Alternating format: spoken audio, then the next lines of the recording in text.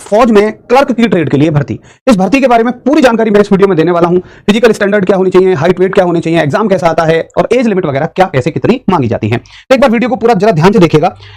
देखिए, एज का क्राइटेरिया जो 1 साल बढ़ा के अब आर्मी में किया गया है, जो 17.5 से 21 था, अब वो 17.5 से 22 कर दिया गया है। और अभी 2026 में मैं इस वीडियो को बना रहा हूं तो 2027 फरवरी मार्च के आसपास ये भर्ती आती है। तो 2027 के लिए एज का क्राइटेरिया मांगा जाएगा 1 जुलाई 2006 से 1 जुलाई 2010। अगर आप किसी और साल में इस वीडियो को देख रहे हैं तो उसी हिसाब से आप 1 साल इसमें बढ़ा सकते हैं। इसमें अनमेरिड मेल कैंडिडेट्स केवल अलाउड होते हैं, फीमेल अलाउड नहीं होती हैं। ना आपके शादीशुदा होने चाहिए और आप भारत के नागरिक होने चाहिए।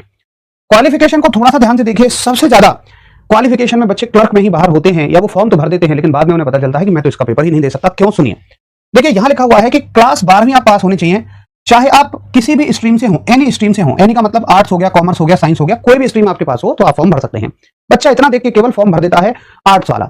सबसे ज्यादा समस्या इसमें आर्ट्स वाले बच्चे को आती है। वो ये नहीं देखता है कि उन्होंने ये भी कहा है कि आपके पास में इंग्लिश होनी चाहिए। ठीक है, आर्ट्स वाले बच्चे के पास इंग्लिश है, कॉमर्स वाले, साइंस वाले के पास तो है ही। और ये जो 3 सब्जेक्ट दिए हुए हैं ना, इन 3 सब्जेक्ट में से कोई एक सब्जेक्ट होना चाहिए। मैथ्स है, अकाउंट्स है, बुक कीपिंग है। साइंस वाले के पास मैथ्स होगा, कॉमर्स वाले के पास दोनों होते हैं, मैथ्स भी अकाउंट्स भी। लेकिन बुक कीपिंग सब्जेक्ट जो है ना, इसका तो शायद नाम ही आप पहली बार सुन रहे होंगे। ये सब्जेक्ट बहुत सारे जिलों में होता है, बहुत सारे जिलों में नहीं होता है। आप जानते होंगे कि जिलेवार कुछ विषय अलग अलग होते हैं, जैसे आपने सुना होगा कहीं उर्दू है, कहीं संगीत है, कहीं पर चित्रकला है। इसी तरह से ये एक सब्जेक्ट है बुक कीपिंग। ये बहुत सारे जिलों में आर्ट्स वाले बच्चों को मिलता है, बहुत सारे जिलों में नहीं मिलता है। बहुत सारे स्कूलों में होता है, बहुत सारे स्कूलों में नहीं होता।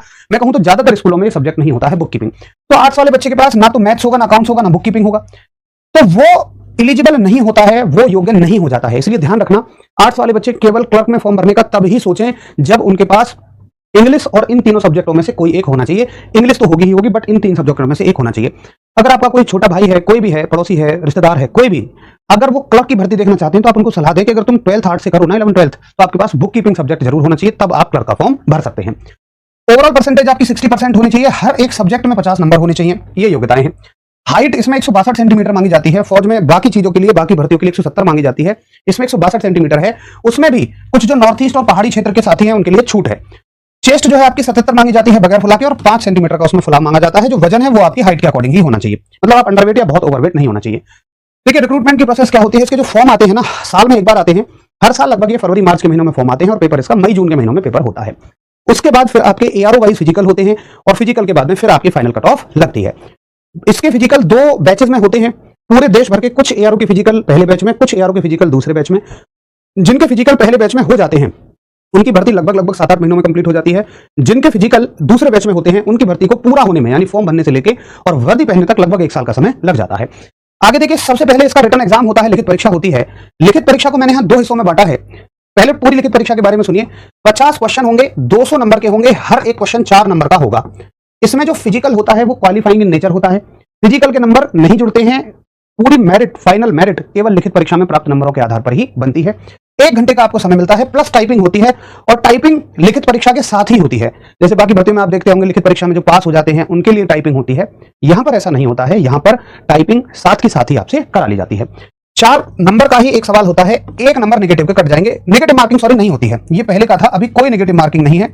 नो नेगेटिव मार्किंग, ठीक है, ये पहले का पैटर्न है, अभी कोई भी नेगेटिव मार्किंग नहीं है। ठीक है, आगे देखिए आप, अगर पूरे पेपर को देखें तो मैं 2 हिस्सों में बांटता हूं। एक हिस्से में जीएस है, मतलब जनरल नॉलेज है, जनरल साइंस है, मैथ्स है, कंप्यूटर है। इनके ये सवाल हैं, हर एक क्वेश्चन 4 नंबर का, तो आप देखेंगे कि 25 सवाल हो जाएंगे। 25 सवाल 4 विषयों से मिलाकर आते हैं, और अकेले 25 सवाल इंग्लिश सब्जेक्ट से आते हैं। भाई, इंग्लिश सब्जेक्ट से अकेले से 25 सवाल आते हैं, सोच सकते हैं आप। तो ये हो गए आपके 25 सवाल इंग्लिश के और 25 सवाल बाकी सभी विषयों के। तो इसमें सारा खेल इंग्लिश का है। जिसकी इंग्लिश पे थोड़ी सी अच्छी कमांड है, निश्चित तौर पर उसका सिलेक्शन इसमें होने से कोई नहीं रोक सकता, पक्का पक्का सिलेक्शन है। जो साथी पेपर के साथ ही आपको टाइपिंग टेस्ट देना होता है, टाइपिंग में क्या रहेगा आपका, ऑनलाइन कॉमन एंट्रेंस एग्जाम के साथ टाइपिंग रहेगी, where 30 word per minute English में आपसे टाइपिंग कराई जाती है। हिंदी की टाइपिंग नहीं होती है, केवल इंग्लिश की टाइपिंग है, और 30 शब्द पर मिनट की इसमें टाइपिंग है। मैं आपको एक और जानकारी दे दूं, बहुत सारे बच्चे इसमें सब्जेक्ट गलत भरने की वजह से बाहर हो जाते हैं, बहुत सारे बच्चे टाइपिंग की वजह से बाहर हो जाते हैं, क्योंकि बहुत सारे बच्चों को तो सच में पता ही नहीं होता है कि पेपर के साथ ही टाइपिंग है। तो बस वो पेपर देने चले गए, पता चला 15 मिनट बाद टाइपिंग भी देनी है, टाइपिंग के लिए तैयारी नहीं है। आपका एग्जाम होने के बाद लगभग 30-40 दिनों बाद इसका रिजल्ट आ जाएगा। फिर आपके फिजिकल अगर फर्स्ट बैच में पढ़े तो 3-4 महीने में हो जाएंगे, सेकंड बैच में पढ़े तो 7-8 महीने में। फिजिकल पूरा आपका क्वालिफाई होता है, इसके कोई नंबर नहीं होते। रनिंग 1600 मीटर की है, जिसके लिए लगभग आपको 6.25 मिनट का समय मिलता है। क्वालिफाइंग है, पुलअप लगाने होते हैं आपको 6 बस 9 फीट का गहरा खाई होती है, उसे कूदना होता है और जिग जैग बैलेंस होता है। ये सब के सब आसान है और बड़े आराम से आप इन्हें क्वालिफाई कर जाएंगे। तो फौज में जो एक फिजिकल का डर होता है ना दोस्तों, वो केवल जीडी ट्रेड के लिए है। बाकी क्लर्क के लिए, टेक्निकल के लिए, नर्सिंग के लिए, इन सभी के लिए क्वालिफाइंग होती है और कोई इसमें नंबर नहीं मांगे जाते हैं, समय भी ठीक ठाक मिलता है। तो ये हो गई है भर्ती के बारे में एक पूरी डिटेल जानकारी। अभी इसमें कुछ छूट भी मिलती है, उन्हें आइए देख लेते हैं।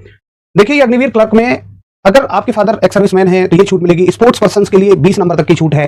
उसके बाद अगर आपने अपने टीम को किसी नेशनल लेवल पर रिप्रेजेंट किया है खेल में तो 15 नंबर हैं। अगर आपने कोई मेडल वगैरह जीता है किसी टीम में, इंडिविजुअल इवेंट्स वगैरह में, तो 10 नंबर हैं आपके। और आपने अगर स्टेट लेवल पर रिप्रेजेंट किया है तो 10 नंबर आपको मिलेंगे। उसके अलावा अगर आपके पास कोई सर्टिफिकेट है एनसीसी एबीसी, तो ए वालों को 5, बी वालों को 10, सी वालों को 15 मिलेंगे। अगर आपके पास कोई कंप्यूटर का सर्टिफिकेट है ओ लेवल वगैरह का, तो आपको 15 नंबर एक्स्ट्रा मिलेंगे। आईटीआई के इसमें कोई नंबर नहीं होते हैं, आईटीआई के नंबर मिलते हैं टेक्निकल वालों को। लेकिन अगर आप ओ लेवल का सर्टिफिकेट करके और फिर क्लर्क की भर्ती देखते हैं तो सीधे 15 नंबर की छूट आपको मिलती है। ये आप सभी के लिए एक बड़ा बोनस हो सकता है। साथियों, ये हो गई इस भर्ती के बारे में पूरी जानकारी। आपके और क्या डाउट बचे हुए हैं एक बार इसके कमेंट सेक्शन में आप कमेंट कर सकते हैं। मैं फिर से आप सभी के लिए जानकारी की वीडियो लेकर आ जाऊंगा। ऐसी ही और अपडेट्स जानने के लिए आप हमारे रोजगार विनम्र के डिफेंस चैनल के वीडियो सेक्शन को विजिट कर सकते हैं। वहां पर हमने हर भर्ती के बारे में इस तरह की जानकारी दी हुई है। नमस्कार।